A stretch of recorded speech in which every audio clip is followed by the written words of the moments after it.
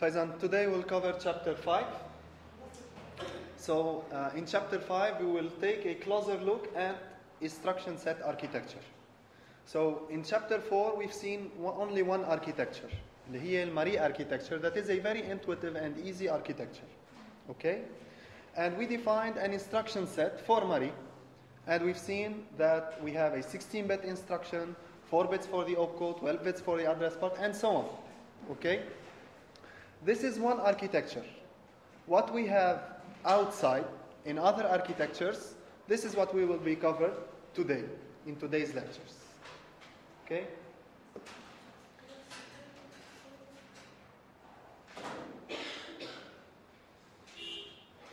So طبعا when we study other architectures, other type of instructions for other architectures, this will give us a deeper understanding of computer architecture in general. So we'll not only focus on one architecture, but we know also what is happening outside in other architectures. For example, if we take Marie, okay, as I have said, Marie has an instruction of 16 bits. The length of an instruction is 16 bits. And how it's organized? 2 parts. 4 bits for the opcode, 12 bits for the address part. So in Marie, for example, I only have one operand. I have one address part only, and one opcode. Okay? In other architectures, it could be different. What is different is called instruction set format. What could be different from one architecture to another is the format of an instruction set. For instance, instead of having 4 bits for the opcode, we could have 5 bits, we could have 6 bits.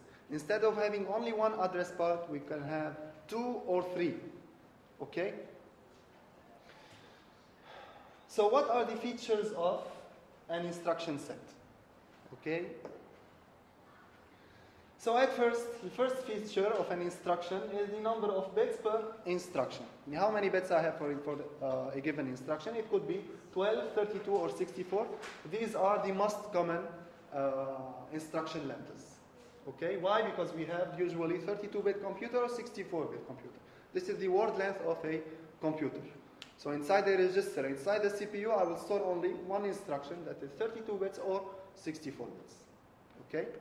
For example, this is the number of bits per instruction, first feature. The second feature is the type of CPU elementary memory. In Marie, we've seen that inside registers, I have only one accessible register for the user, that is the accumulator. Okay, so everything we load from memory is stored inside the accumulator. Okay, perhaps in other architectures, so here we have registers in Marie. In other architectures, instead of having registers accessible by the user, we could have a small memory, okay, called a stack. And this will be explained later. Okay? So in some CPUs, instead of having registers, we could have a small memory, okay, called a stack. So this can also affect the instruction type, instruction format. And this will be explained later on. The number of operands per instruction, as I have said, instead of having one address part, I could have more. Instead of having only one operand, I will specify only one address. I could specify the same instruction 2 addresses for 2 different operands. Okay? So this can also affect the instruction format. The operand location. In Marie, the operand, the address part, was a memory address, always. But in other architectures, we can specify a register number inside the CPU. Or we can immediately give a decimal value or a binary value. Okay? This is the operand location. So is it in memory or is it stored in the registers directly inside the CPU? Okay? So we different types of instructions, architectures. Some architectures are called register to registers, other register to memory, and others memory to memory. What does this mean? Register to register, all the operands should be inside registers inside the CPU. All operands, before being executed, before being processed. Register memory, I can have one operand in, I can take one operand from the memory and the other one from the register. Okay, combination. And a memory to memory, all operands are stored inside the memory. Okay, I will take them from the memory. Okay? So this is the fourth feature of instruction formats. Second, fifth is types of operations. What we can do.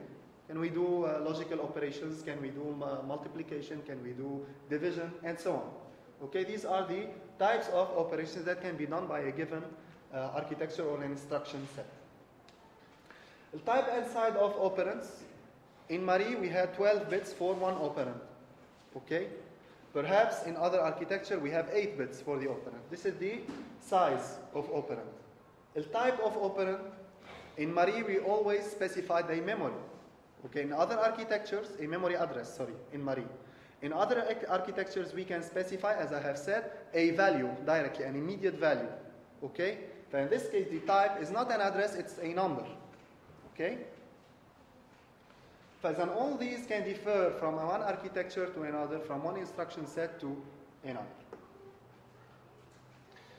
So in fact, when we are designing an instruction set for a given architecture, we should take care that the instruction set matches the architecture. Okay? So for a given architecture, I will have a given set. For example, in a given architecture, instead of having registers inside the CPU, I have a stack. Okay? In this case, the instruction set must take into consideration that all operands are taken from the memory inside the CPU. That is the stack. Or if I have registers, instruction set should take into consideration that the operands in one operand specify the address or the number of one register inside the CPU. Okay? Also, the instruction format, when designing an instruction set format, this instruction set should maximize the efficiency of computer architecture. So all resources inside the architecture should be used. Okay? Okay, this is the ideal case, when all resources are well used by an instruction set. Okay? Now, to understand how we choose the instruction set format, let's try to see what are the criteria, okay, that measure the efficiency of an instruction set. How can I say that an instruction set is good or bad? Okay? So we can measure the efficiency of an instruction by the size of memory space occupied by a program written for a given architecture. So we've seen, for example, for Marie, we have a program. Okay, we written an assembly program, and each instruction is converted into one machine language and is stored inside the memory. Okay? Now, here we have, for Marie, we have a 16-bit instruction. In other architectures, we could have 32 bits instruction. So in this case, I need 2 locations in the memory instead of 1, if it's byte addressable. Okay, oh, sorry, we need 4 if we have 32 bits instead of 2 if we have a byte addressable memory. Okay, so in this other architecture, the same program takes bigger capacity or bigger size inside the memory. Okay?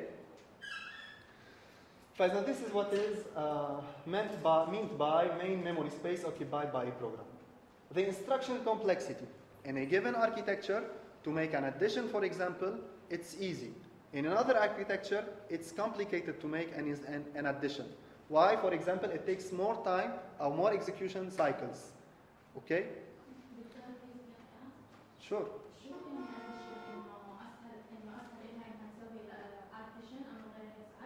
Yes, having instruction complexity. Now I have the same instruction, same function. I want to add 2 operands. Okay, for a given architecture, I can do it during only 3 cycles, for example. In another architecture, I need 10 cycles. So which is more complicated? Taman, that needed 10 cycles. Okay, it's more complicated to decode and execute. Okay, but this affects the efficiency of the code. Okay, the instruction length. I already explained that when explaining the main memory space, how much capacity I need. As an instruction length, the bigger is the instruction, the bigger capacity it needs inside the memory. And the number of instructions in the instruction set. The higher is the number of instructions, okay, the higher is the number of functions I can do with this set. For example, if I have 10 instructions, it's limited. I can only make load, store, addition. If I have 20, I can add more functions. Okay? فإذا all these affect the efficiency of an instruction set. Now, one important note here. For a given architecture, we cannot maximize all these criteria. Okay? We will maximize one, but we will minimize another one. Okay? So, for example, I say that my memory is limited. Okay? So I need to reduce the size of the instruction. Okay? Now I have a lot of memory, but I need a reduced instruction complexity. So I can increase the size of instruction, but, for example, reducing the complexity of the decoding and execution. So it depends on the architecture. So when designing an instruction set, we should take care of the instruction length. So as I have said, the bigger is the instruction, the bigger capacity it needs inside the memory. Shorter instruction, if we take short instruction, it can be fetched quickly. For example, I gave the example, 16 bits, 32 bits in a byte addressable memory. In a byte addressable memory, 16 bits need two locations. So to fetch, you need to take 2 locations from the memory. But if I have 32 bits, I need to take 4 locations in memory. It takes more time. Okay? If we take short instruction, we limit the number of bits dedicated for the opcode. And hence, we reduce the number of instructions. Okay? And shorter instruction limit the number of operands. If we reduce the size of an instruction, we will keep a space for operand. وبالتالي السpace dedicated for the operands is reduced. Length is reduced. Why? Because the instruction is small. Now, talking about instruction length, we have all other architectures that can have a variable length instruction. What does this mean? I can have instruction with 16 bits, and at the same time, other types of instructions with 32 bits, for example. So this is a variable length instruction. In T103, we will be interested only with fixed length instruction. But you need to know what is the meaning of a variable length instruction. Okay? فإذا طبعا الفixed length instruction takes more wastes more space. The variable length optimizes the space occupied by a program, but it's difficult, it's harder to decode and execute. Okay? So number of operands, when designing an instruction set, we should take into consideration the number of operands. We could have instructions with 0 operands, 1, for example, Marie, 2 or 3, these are the most common number of operands. In opcode, operand 1, 2, and 3. Instead of having only one address part, we have 3. Okay? So we have a variable number of, so we could have in a given architecture, variable number of operands. What does this mean? I have the same size of instruction, but for a given instruction, I could have a short opcode, more operands, or a bigger opcode, less operands. This will be explained in detail today. Addressable registers. This is also should be taken into consideration when designing an instruction set. So how many registers do we have inside the CPU? Okay? This affects the bits needed for one operand, as we will see later. How are they stored in the CPU? هل registers, how they are stored, how they are connected, this also affects the instruction set. هل registers, we don't have registers, we have a memory, a stack, this also affects the architecture, instruction set architecture. The memory organization also affects how the computer deals with the memory and affects the instruction set. So is it a byte addressable or a word addressable? Now talking about byte addressable memories, if the word size is more than 8, we will divide the word to several bytes and we will store 1 byte in each location. Okay, this is what we've seen previously. But what we didn't see is that shall we store the least significant bit at the lowest address or the most significant bit? Okay, or the most significant byte. Which byte to store first? This is the question. And this is what we will discuss when we explain little endian or big endian concepts. Okay? The addressing modes, last time in chapter 4, at the end of chapter 4, we've seen two different types of addressing modes. We've seen indirect addressing. So instead of giving directly the address of the operand, I will give the address of the address. Okay? This is indirect. We could have other types of addressing, direct, indirect, immediate, indexed, and based, etc. And this will also be covered today. Okay? So let's now to try to focus on several topics we already discussed a little bit. And the first topic is little endian versus big endian. Okay? So to begin, what is endian? What is endianness? Okay? So I repeat, if we have a architecture with a word length more than 8 bytes, 8 bits afwan, so more than 1 byte. For example, 32 bits, that is 4 bytes. And I want to store one word inside the memory. Okay, I need to divide 32 to 4 by 4, okay, to have 4 bytes. Okay? Shall I store the most significant byte first or the least significant byte? This is little versus big endian. لا, المري is one architecture. Okay? These are in different architectures. What can be different? Okay? In Marie, we did not see little endian or big endian. Why? Because Marie is word addressable. So in each address, I'm storing only one word. Right? Here, in other architectures, we can have a word size of 16 bits like Marie, but a memory that is byte addressable. In this case, 16 bits should be divided into 2 bytes, and I will store 1 byte in each location, in 2 successive locations with memory. Okay? So this is another architecture. What we are trying to do today is to show you what can you have outside, in other architectures, not only Marie. Okay? And we will always take Marie as an example to compare, as a comparison example. Faizan, this is not related to Marie because, as I have said, Marie is a word addressable, has a word addressable memory. Here we have a byte addressable memory. For example, we have a system with a 32-bit data word. This is an example.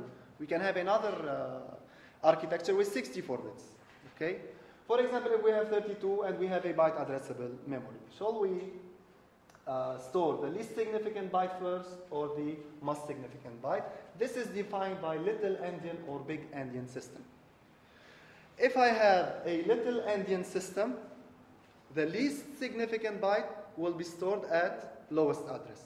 Little endian, least significant byte. The big endian, the most significant byte, will be stored first, so at the lowest address. What does this mean? If we have 32 bits, okay, this is a word, 32 bits. How many bytes I have in 32 bits? I will divide 32 by 8, so we will have 4 bytes. So this is byte 0, byte 1, byte 2, byte 3. Which byte is the least significant byte? Byte 0. So what I have on the right is the least has a least significance, has a lower significance.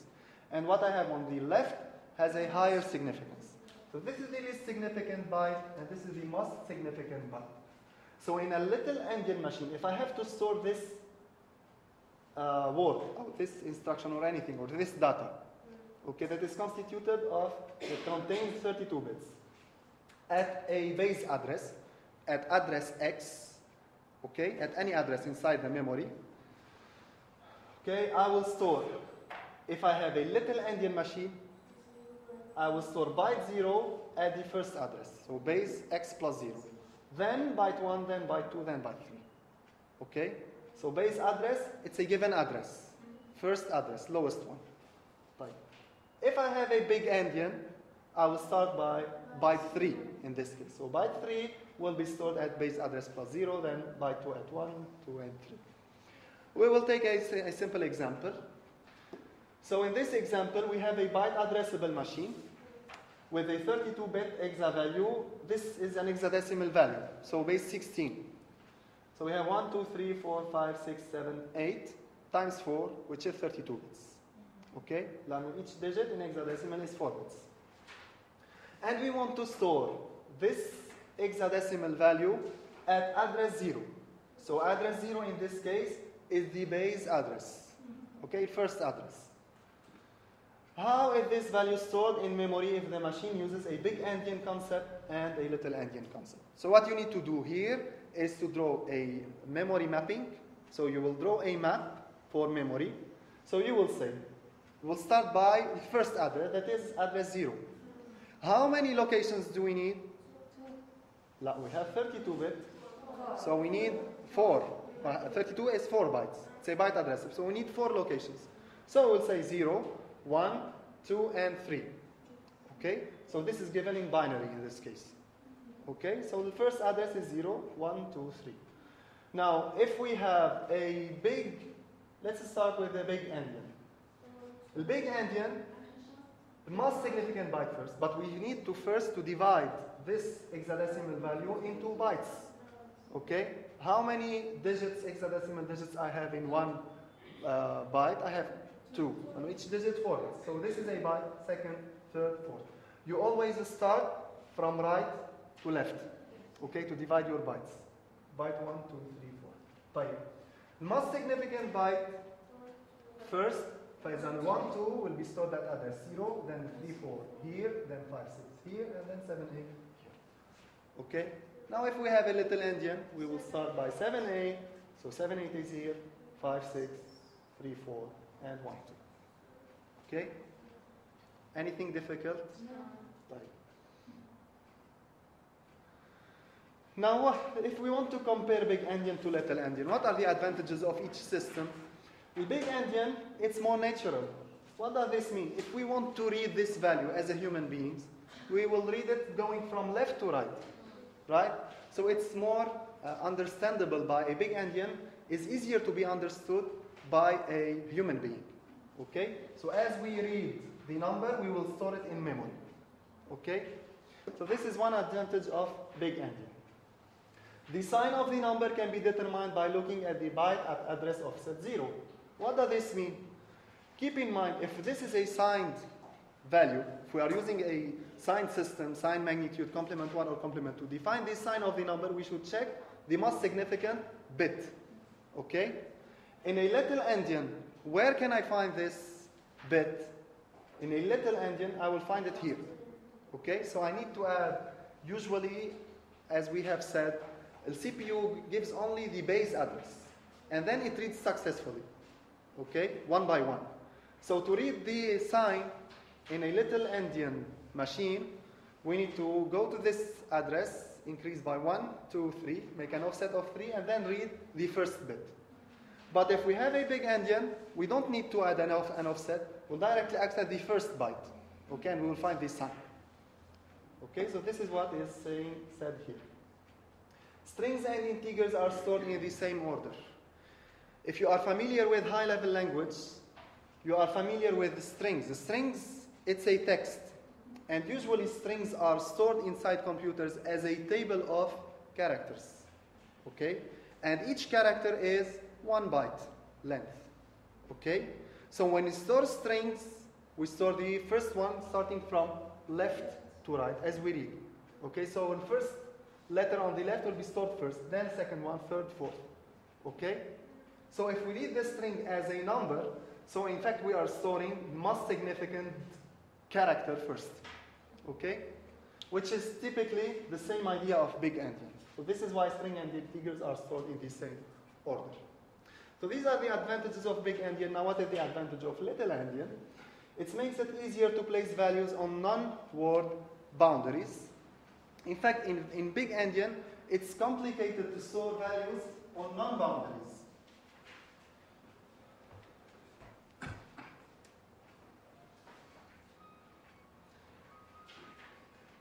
So for example, in a 32-bit, each word, 4 bytes. I need 4 bytes.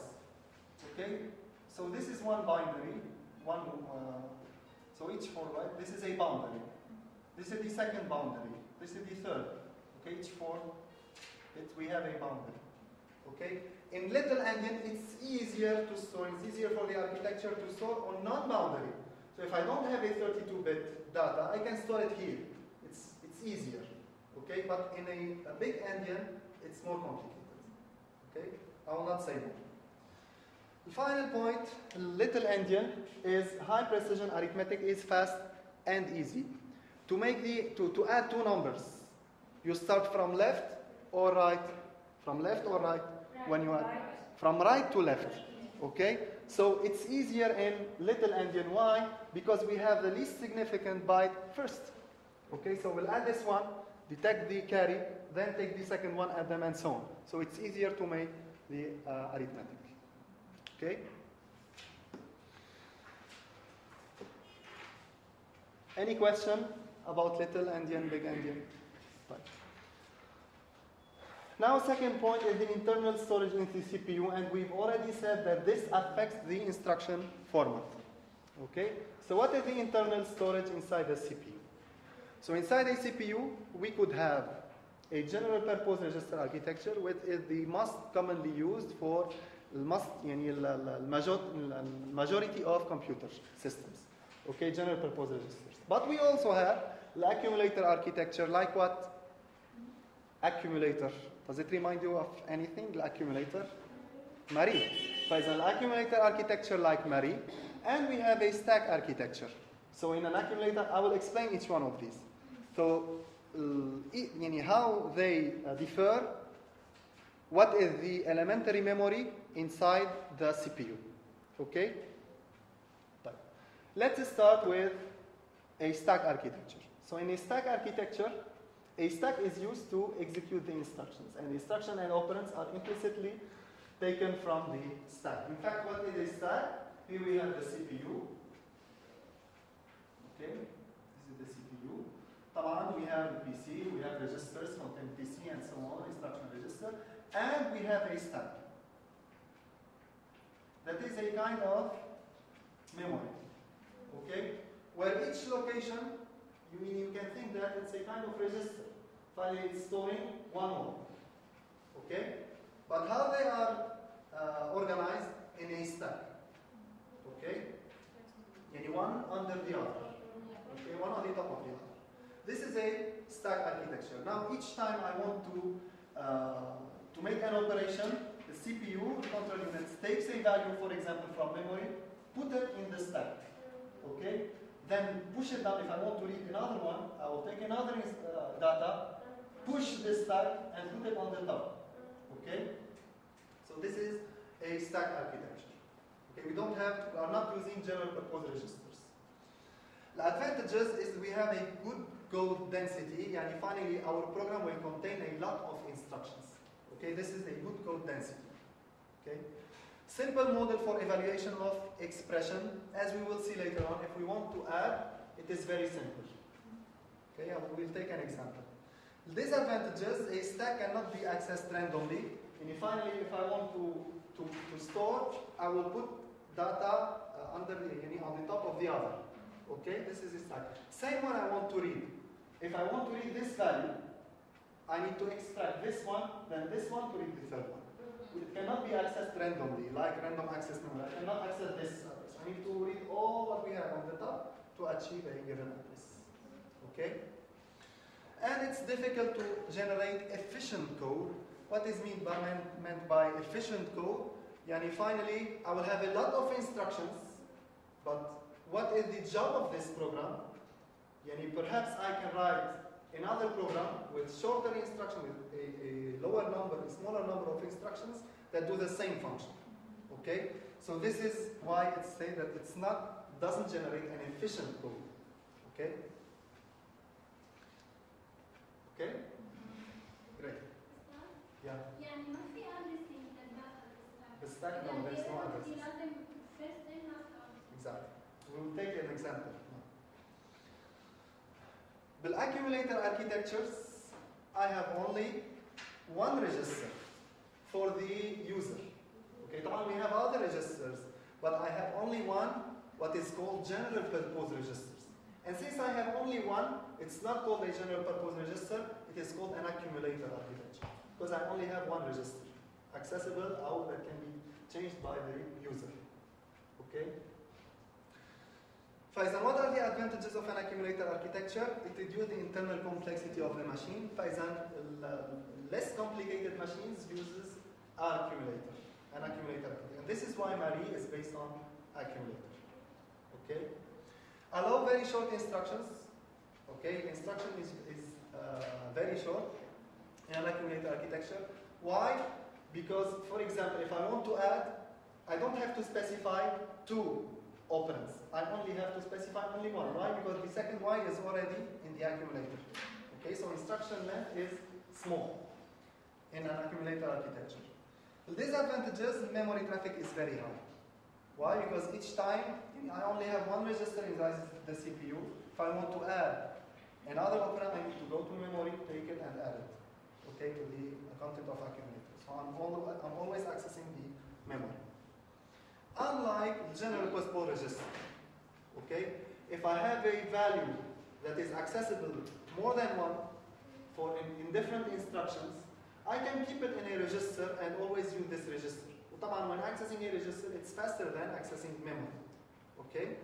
So this is the advantage of general purpose register. In a general purpose register, I don't have only 1 register, like the accumulator architecture. I have more than 1 general purpose register. Okay? And this is why it's called general purpose register. Advantages, as I have said, registers are faster to be accessed. Easy for compilers to deal with. When we have a lot of registers, we can put a lot of variables in different registers. So it's easy here for the compiler that make the conversion link between high-level language and low-level language. And it can be used very effectively and efficiently. فإذا مثل ما حكينا, I don't need to go to memory each time, okay, to make the addition. I have 2 operands inside 2 registers. I can have them directly. Okay. Disadvantages: I have long instructions. Okay, well, because I have several registers, most probably I need to specify the address of more than 1 operand that are inside registers. Okay, so the instruction length is bigger. And it has a long fetch and decode times.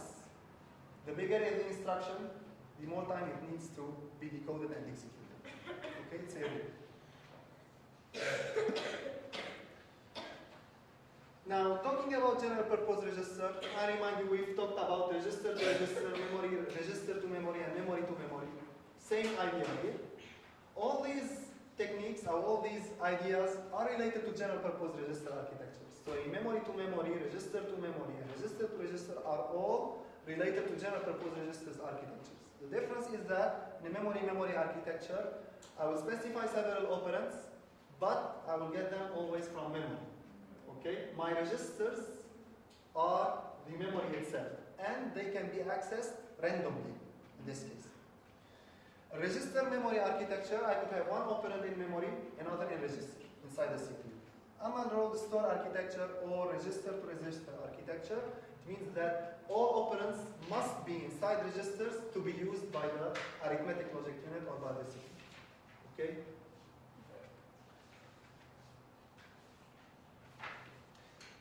So this is the second point. Third one is the number of operands and instruction length. So we've already said that in a given instruction, we can have a fixed length instruction or a variable length instruction. And we discussed the advantages and disadvantages of each one. Now in T103, as we have said, we will always use a fixed length instruction. Okay? However, this does not mean that the number of operands is always the same. Okay? So even in a fixed length instruction, I can have smaller opcodes with a lot of operands, or bigger opcodes with a lower number of operands. Okay? For example, this is what is called expanding opcodes and will be discussed now. Okay? In a few minutes. Why we need expanding opcodes? Because let's take, for example, Marie architecture. In Marie, we have instructions with operands, like load, store, add. We have an address bar. But we have other instructions without address bar. For example, halt is an example. I will just write halt and it terminates. I don't have an address bar. Other examples, I have jump X. I have an operand. Still have 2. You used it in BTN, eh?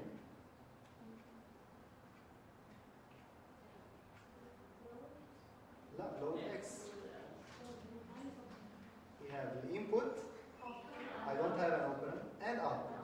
Okay?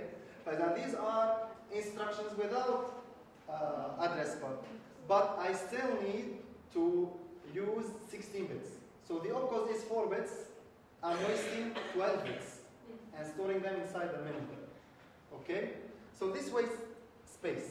So the solution is to use expanding opcodes.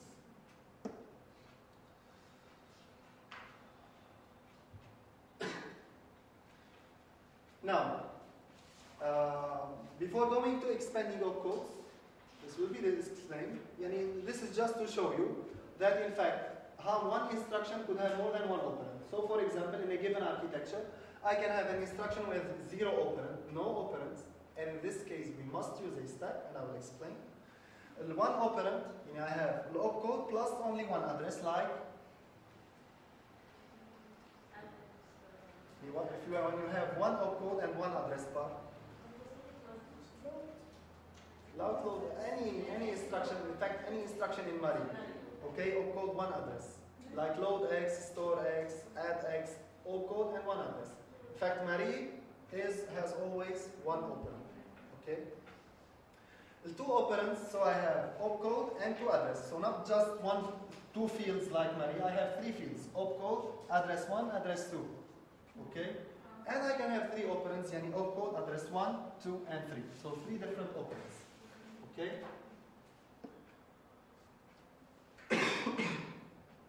So as I have said, if I have a machine instruction with no operands, we must use a stack. Okay? Because when I use a stack, I don't need to specify the address of an operand. Why? Because by default, I will take the operand from the top of the stack. Okay?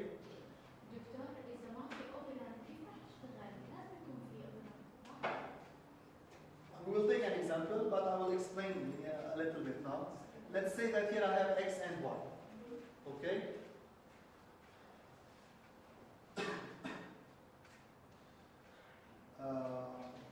I will say load X, load. Okay, I will push. I will say load to take the first value, X. Okay, and then I will say add. So top load takes the first value. Okay? فمين صار في on the top of the stack? Y. So in this case, when I add, I will add what I have before, X, to what I have now on the top of the stack, Y. So I don't have operands. Okay? However, I need some way to store inside this stack and to take from this stack and store in memory. So even if we have a stack architecture, we must have at least 2 instructions with operand that are push and pop, for example.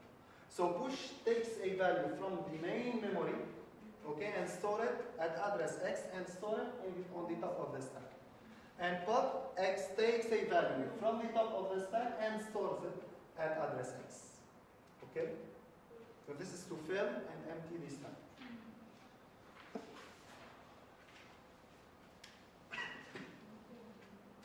So let's take this example.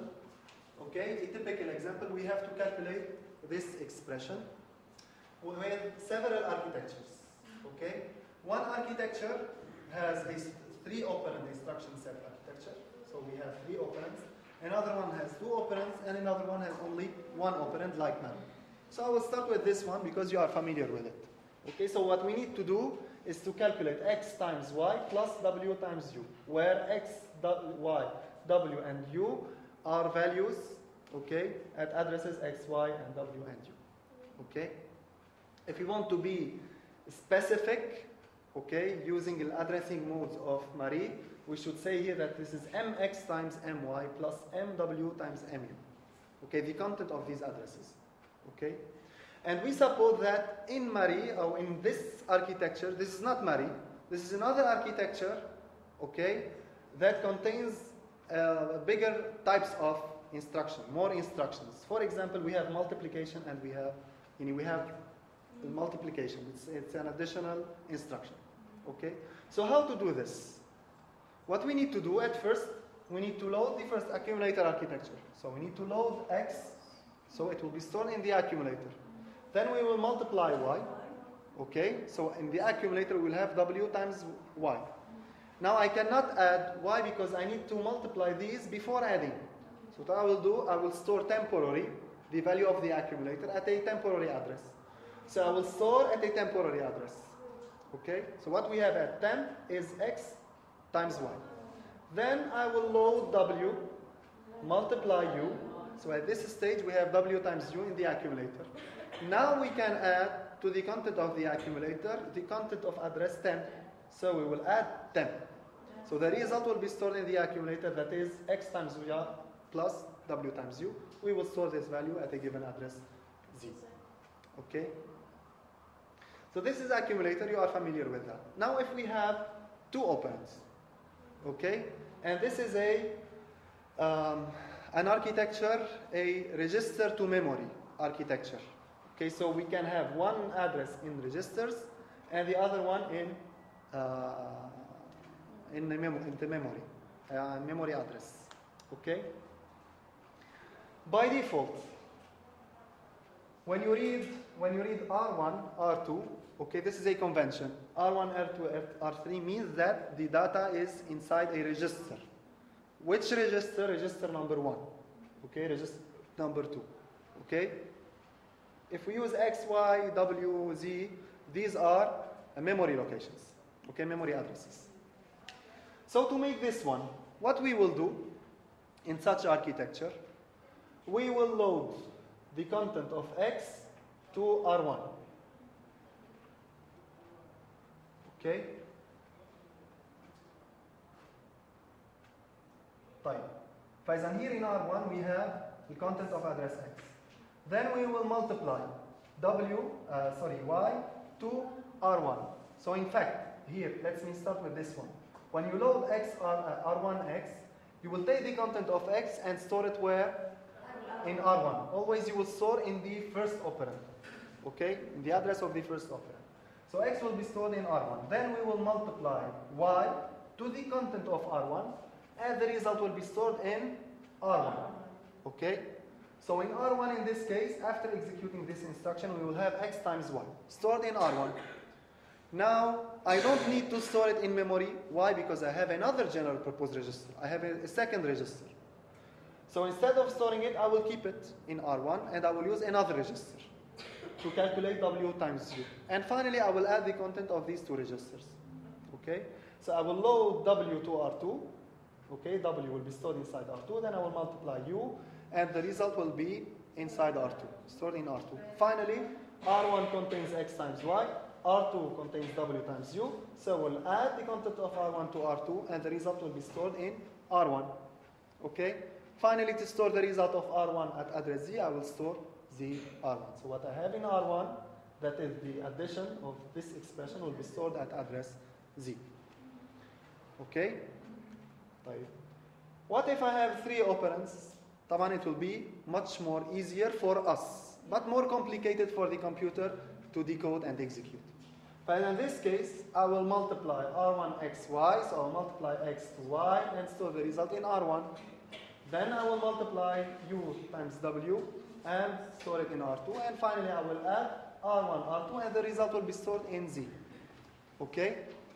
So what happens here, if we compare these three programs, we will see that the code density is reduced.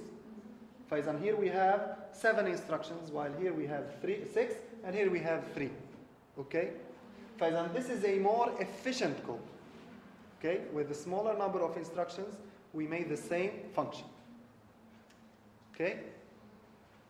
Now, what if I have a stack architecture? I'll need to do the same thing, but in a stack architecture. So here I don't have registers. Okay, I only have a stack, a memory inside the CPU. So what we will do, we will take address X, store it in the stack. So we will start by doing a push X. So take what I have at address X and push it on, put it on the top of the stack. Okay. Then we need to multiply Y, but before multiplying it, we need to store it inside the stack. So we'll push Y. So what will happen? We will store Y on the top of the stack. So on here we have X, Y. Okay? So then I will multiply. So only one instruction without operand. So the CPU directly takes the first operand from the top of the stack, takes the second one, okay? It takes it completely, okay? بالmain memory, بالRAM, we take a copy of data. Here, we will cut the data, okay? فإذا we take it, calculate the multiplication, multiply them, and store the result where? On the top of the stack. So I extracted y, extracted x, calculated x times y, and put it on the top of the stack. So here I have x times y. Okay, ready. No need to store it anywhere because it's already in the stack. Okay, so I will now push w, push u. So I will prepare the second part. So u and w. Then I will multiply.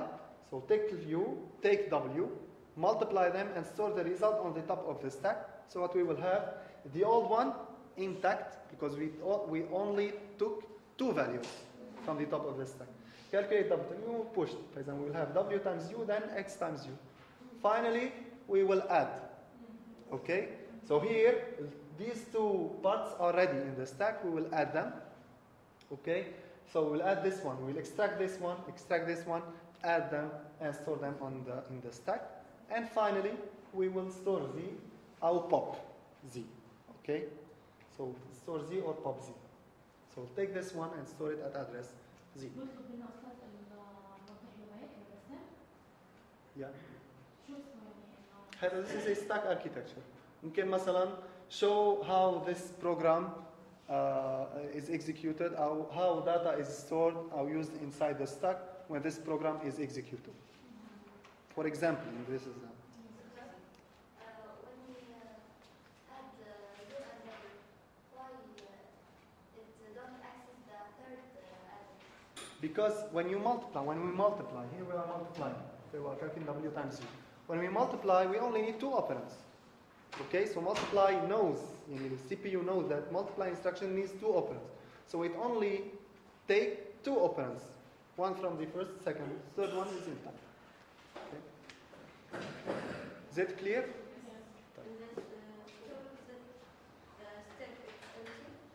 Here, yeah, when we store z or pop z, we take this one, okay, cut it and store it in the memory. Yeah, each time we read from the stack, we cut and not copy. Okay, we take it completely.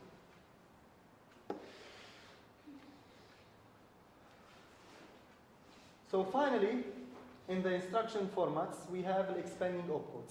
So here we've seen how an instruction could have more than one operand. But we've also said that if we have an instruction with a fixed length, we can have different instructions with the same length, but with different number of operands. Okay, this is given by or provided by what is called expanding opcodes. فإذا طبعا this increases the efficiency. Why? Because we need smaller capacity, smaller memory. We need smaller area in the memory to store our program. Okay, مثل ما حكينا الهالد. I only have an opcode, but I'm storing 16 bits instead of 4 bits inside the memory. Okay, because Marie doesn't use expanding opcodes. So what is the idea? As I have said, keep a part. So keep a part for the opcode. If I need more operands, okay, if I need 3 operands, I will provide 3 operands. Now if I need 2 operands, okay, instead of 3, I will increase the size of the opcode, okay, and reduce the size needed for the address parts. So here I only have 2 operands. If I only need 1 operand, I will increase the length of the opcode and decrease the size of the address part. It's a variable. Yeah, you can say that this is a variable. In fact, it's an address. ممكن يكون a memory address or a register address. Okay.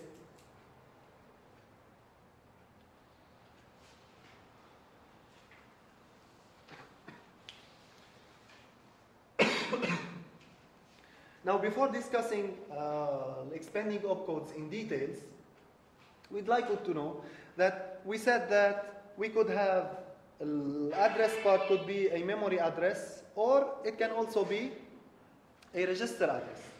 Okay? How I will specify a register, how I will specify a memory address. So when I have a memory address, okay, طبعا the size needed for an operand will be bigger than if I specify a register. Why? لأنه الميموري يعني عندها capacity كبيرة. How many lines I have? Who will define the size of the operand? Okay? But if I'm using registers, شو اللي بيحدد how many bits I need for one register, address for register? The number of registers. Okay? And you can imagine the memory as a kind of registers, يعني stored one under the other. أما يعني if I have 10,000 registers, or I have 1,024 registers, I need 10 bits to specify one location. Okay? But inside the CPU, I don't have 1,024 registers. I could have مثلا 16, I could have 8 registers. So if I have 8 registers, I only need 3 bits to take an address. فإذا obviously, the address needed to specify one register is smaller than one memory address. Okay? So this is an example, like Marie, we have an opcode part and a memory address part. And in other examples, our other architectures, we can have an opcode with several addresses that are usually need, for example, here we need 4 bits. Why? 4 bits per register, because we have 16 registers. So we need 4 bits to address one register. Okay?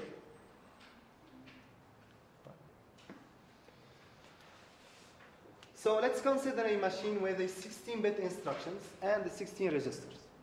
Okay, so in the CPU I have 16 registers, 16 general purpose registers.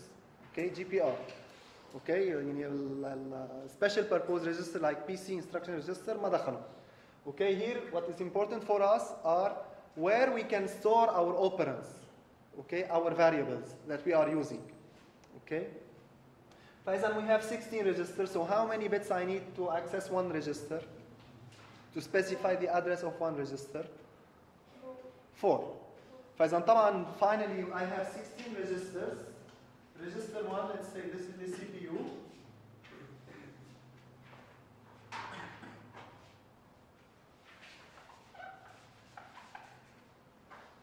It contains register 1, 2, 3, 4, 5, 6.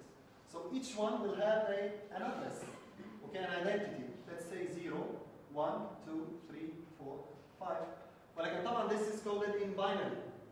For example, if I have 16, number of registers starts from 0 to 15. Okay, so this will have 0, 0, 0. This is 0, 0, 0 in binary. This is 0, 0, 0, 1, and so on. 0, 0, 1, 0, and so on. To achieve finally 1, 1, 1. Okay. So now if I want to store, let's say that I have an instruction with 2 operands and it's registered to memory. So I can read from memory or register. Okay, I will say store R1 X, a given address. So what I have X will be stored in R1. Practically, what is R1? This is an address. So this when coded, I will keep the opcode of store. For example, 4 bits. For example, like Marie. The R1, I need 4 bits. The R1 is 0001. So this is 0001. And then I will have the address in binary. So we'll X in binary. Okay, so this is my instruction but in machine language.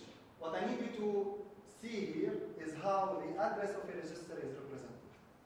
Okay, and I will explain it later. For example, we have this machine with 16-bit and 16 registers. So to address one register, I need 4 bits. They are saying, and we wish to encode the following instructions. I don't have all instructions with the same number of operands. I have 15 instructions with 3 addresses, 14 with 2 addresses, 31 with 1 address, and 16 with 0 address. Can we do the encoding? Can we create an instruction set like that if we have 16-bit instruction and we have 16 registers? Okay, this is the question. Theoretically, this is feasible using what? Using expanding opcodes. Why? Because expanding opcodes provides us with a mean to expand the size of opcode, but at the same time we will reduce the size for the operands. Okay? So as I have explained previously, I need 15 free address codes. Okay? So 15 means I need 15 different opcodes. Okay? With 3 address codes. So keep in mind, here I have 16 bits for the instruction. Okay? So since I need 3 address codes, and here we will consider that all operands are stored inside registers. Okay? So I need register 1 to specify, register 1, register 2, and register 3. So how many bits do we need to specify 3 addresses? Each register needs 4 bits. So 4 times 3, 4 plus 4 plus 4 is 12. Okay? For what is kept for الOpco are only 4 bits. There's only 16 bits. 12 for the address part, we still have 4. Okay? So since we have 4 bits is sufficient to create 15 different opcodes. Now 4 bits, with 4 bits, we can have 16 opcodes. And we need 50. So it's feasible. Okay? So we'll start by 0, 0, 0, and then 1, 1, 1, 0. Okay? Then we need 14 2-address codes. So here I need 2 address codes. Each address needs 4 bits, so I need 8 bits for the address part. I still have 8 bits for the opcodes. Okay, and I need 14 while I have 8. Okay, but you should subtract these values. Okay? No, I can't. Look, in fact, what I'm explaining is more than what you need to know. Okay? So here what you need to know really is that we can do expanding opcodes by taking a bigger opcode for the bigger size for the opcode, reducing the size of the address part. Okay? Right. So here we will fix 14 different opcodes, and then we will move to 1 address code. Okay? If you have questions, I will answer at the end of the lecture. Right. Finally, I have 31 addressing. I need 31 address codes. 1 address code, I need only 4 bits, so I still have 12 bits for the opcode. I will define 31 different 12 bits, okay, to create this part. Finally, I have 16 0 address codes, so I will use all the opcodes. I don't have operands. I will use all the bits for the opcode. Okay, so this is the idea discussed here. Now the question is it feasible or not? Okay, is it feasible to do this or not?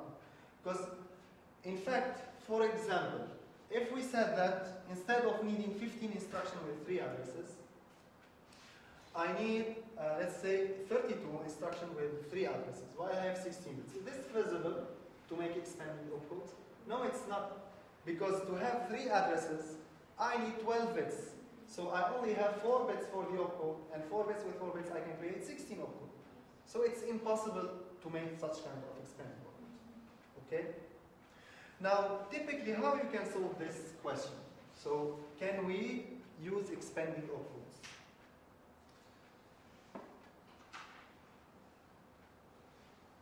Before I explain, to explain this issue, or this question, how to answer this question, I need you to know that here, in fact, with 16 bits, how many different numbers I can create? Binary numbers. I can create 2 power 16. Okay? So, it's 64 times 64 kilo instructions. Okay? طيب. Here, how many instructions I'm using? It's not 15. Okay, here I have 15 opcode. But how many lines I have? Let me draw a sample to explain this.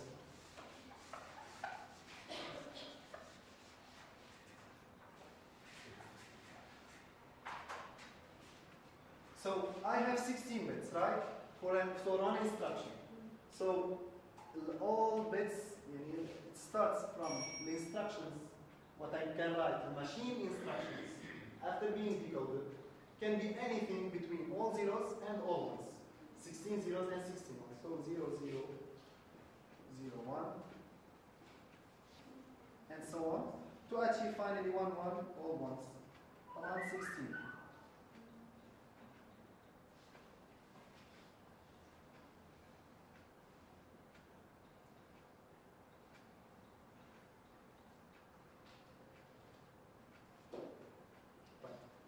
Here I took 0, 0, 0, 0, 1, 1, 0. Taking just 0, 0, 0, 0. Okay? R1, R2, R3 are not the addresses of register 1, register 2, and register 3. Okay? This is just to tell you that here I have an address for one register, an address for second register, an address for the third register. But it can be anything. Why? Because my operand can be stored in any register inside the CPU. Okay? So R1 can take any value between 0, 0, 0, 0, 4 zeros, and 4, 1. So here I have 16 different values. Here 16 different values, and here 16 different values. Okay? So for each opcode, the machine instructions, okay, I have 0, 4 zeros, but how much I need? I need each opcode with 4 bits need 16 times 16 times 16. Each opcode, okay? I need to reserve 16 times 16 times 16. How many 3 address codes I have? 15. So in total, I need 15 opcodes times number of machine instructions needed. Okay? Now, how we can answer, if we can use expanding opcodes or not, what we will do, we will count the machine instructions needed for each type of instructions, okay, and add them.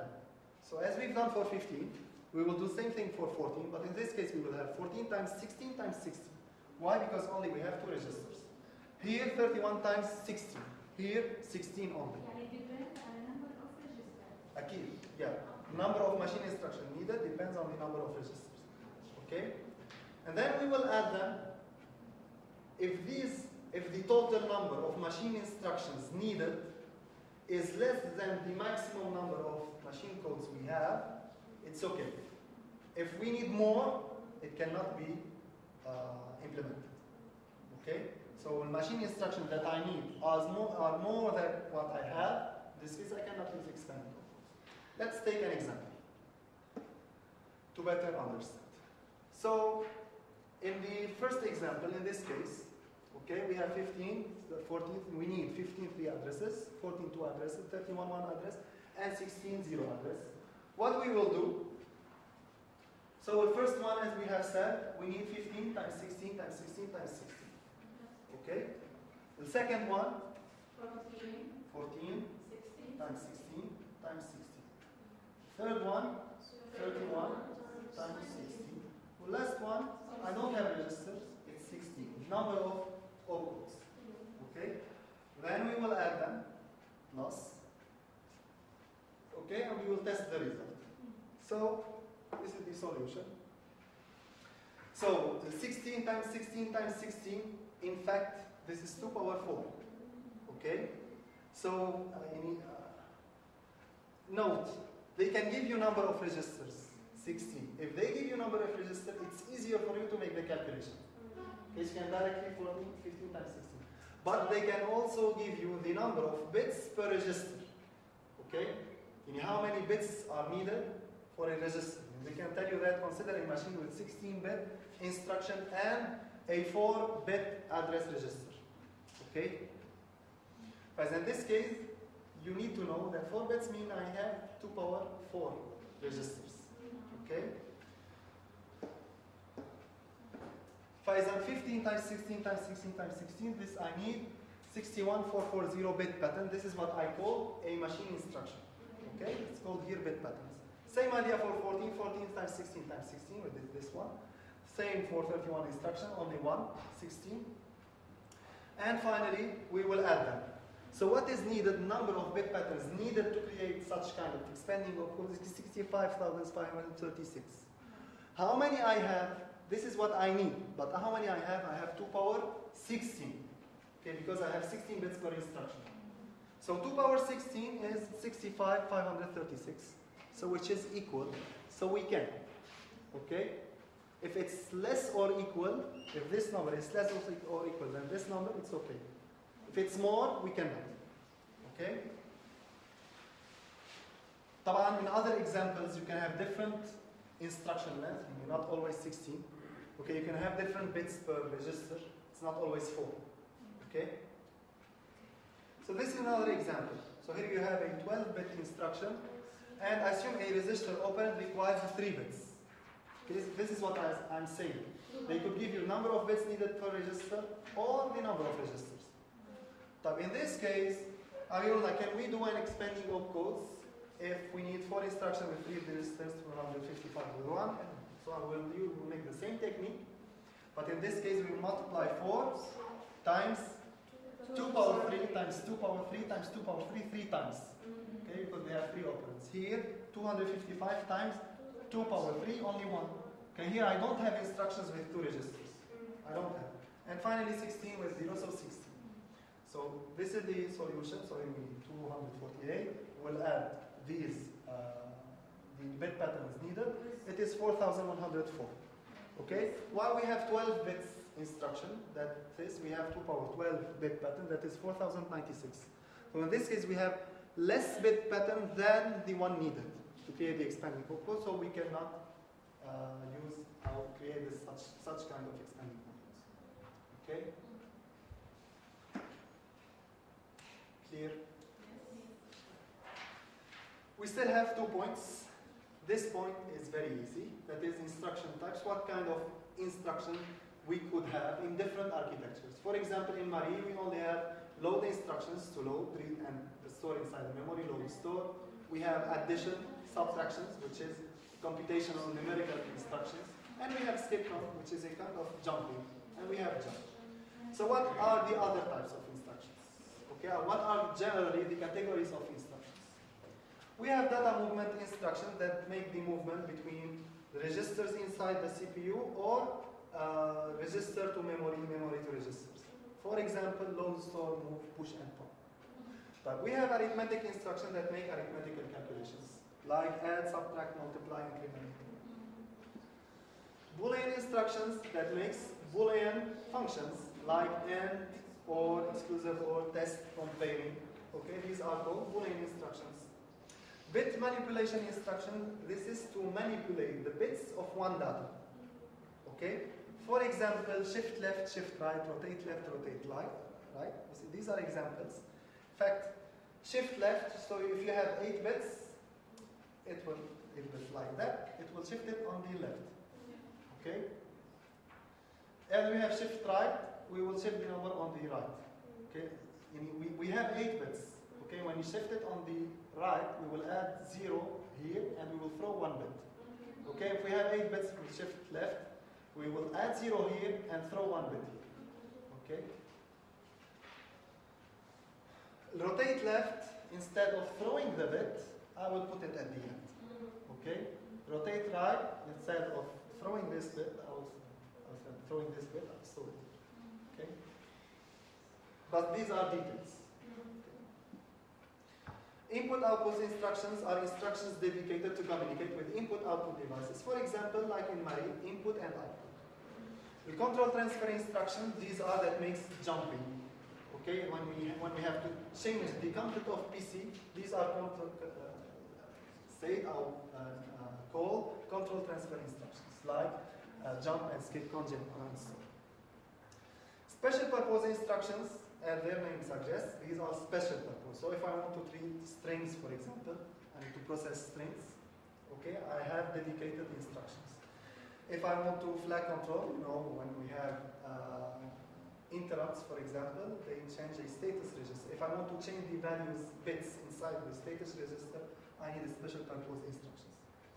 Okay, other examples, high-level language support, cache management, and so on. Now, one important point when designing not final point, before final point, when designing an instruction set is instruction orthogonality. Okay? We said that we need to have an efficient instruction set. okay, to maximize the usage of the resources inside the computer, but we also need to ensure instructions orthogonality. What is instruction orthogonality? So I don't need to have two instructions that make the same job, okay? Instruction orthogonality means that each instruction available in the instruction set has a different function than all other instructions, okay? This is instruction orthogonality. So we should avoid redundant instruction by providing instructions orthogonality. The final point today is addressing modes. So what is addressing? So it's how to find the operand. Okay, what is the technique used by the CPU to find the operand? Okay. Till now, we've seen two different kinds of addressing. Direct addressing and indirect addressing. So when we wrote load X in Marie,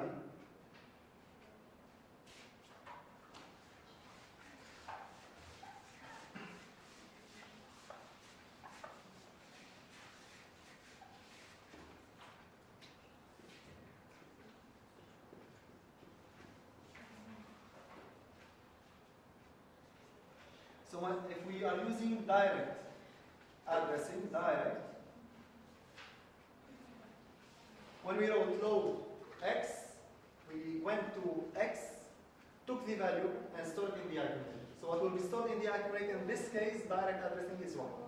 So I'm direct giving the address of the operand. And the address of the operand is from now on called effective address. Okay, this is the address, the real address of the operand. Okay, it's called effective address. So in direct addressing, effective address is directly given in the instruction. Okay? But indirect,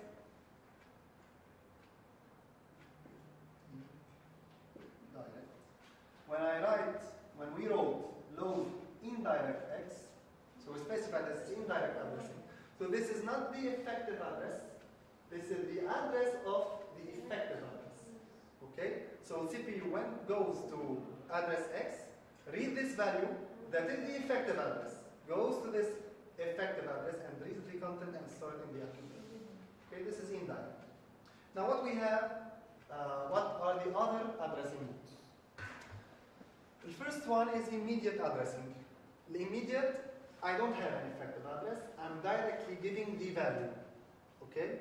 For example, load 008. So I directly store 008 inside the accumulator, the value 008.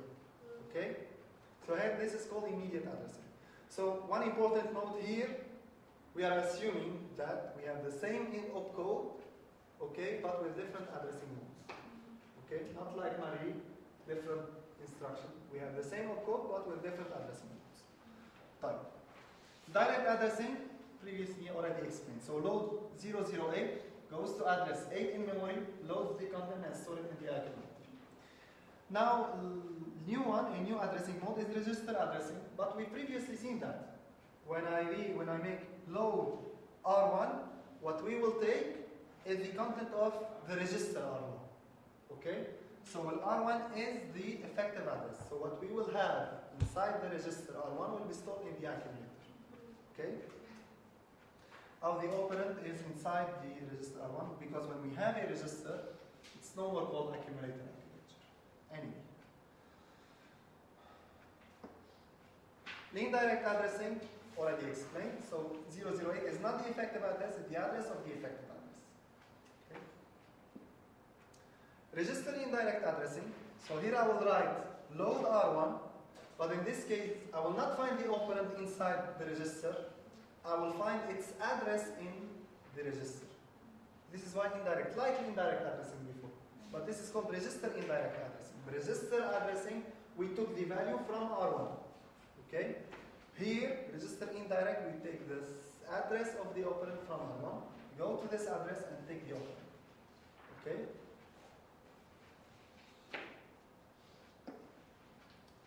Indexed addressing. So here, to have when an index addressing, we must have an index register. So inside the CPU, I have an index register. Inside this index register, we have an offset. Okay, an offset to be added to the specified address to calculate the effective address. What does this mean? When I write load X inside the register, inside the CPU,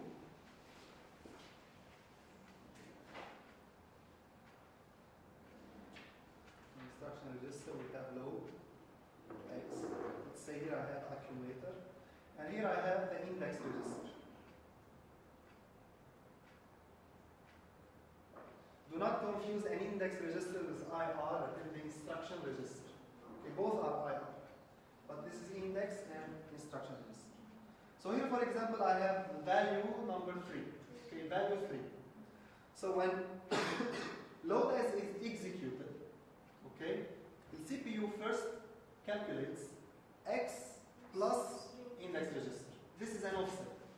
Okay, so it calculates X plus 3, and X plus 3 is the effective address. So it goes to X plus 3, takes the value, and stores it in the accumulator. Okay, when executing load X. Okay, this is index addressing. Based addressing, same idea, okay, but we have one small difference. In this case, the offset is given in the address bar, and the base address is given in the base register. Okay, base register. And here we will say, for example, I'll take the same example. I'll take 5, for example. Okay, so same idea. The effective address is the base address plus the offset. So in this case, the offset is given in the instruction, and the base address is in a base register. Okay. طبعا the instruction length here هيكون أقل من the instruction length when I'm using index address. Okay. This is the advantage of a base address. فإذا it calculates x plus, before going to address, calculates x plus 5, which is the effective address, goes to x plus 5, takes the content and stores it in the address. Okay. Stack addressing. So here the operand is directly taken from the stack. Okay, so I don't need to specify an address, as we have seen in when I explained stack architecture. Okay. So this is a small animation to show you what is the difference between immediate, direct, indirect, and in-text addressing. طبعا there are others. Okay, and you are responsible. You need to understand all the kinds of addressing. This is one example. So here we have, this is the contents of a memory, okay, and this is a content of a register called R1, and our instruction is load 800, okay. We need to see what is the value loaded into the accumulator, assuming that this is an accumulator architecture, but with different kind of addressing modes. So same instruction, different address of addressing. So if we are using immediate addressing, what will be stored inside the accumulator? 800. So this is, sorry, an immediate address, what we have in the address part will be stored into the accumulator. So in an immediate addressing, we will have in the accumulator 800. Now if we have direct addressing, effective address is given in the address part. So we go to address 800, okay, read the content, store it in the accumulator. Fine. If we have indirect addressing, the 800 is the address of the effective address. We will go to address 800, take 900, go to 900, store the result in the accumulator. Okay? Well, finally, if we have an indexed register, an indexed addressing, we need to add an offset. So this is the address part. I will add 800 to 800, which is 1600. Take the result. Sorry, I'm not sure. I will add these two. Okay, 1600. Go to 1600. Take the value and store it in the accumulator. Not itself. Here, by the example, the content of R1 is the same as the address of load, but it could be 500, for example. So I'll add 500 plus 800. It's not always the same. R1, this is an offset. R1, it's a register. This is the index register. Okay? Yeah, sure, it's given.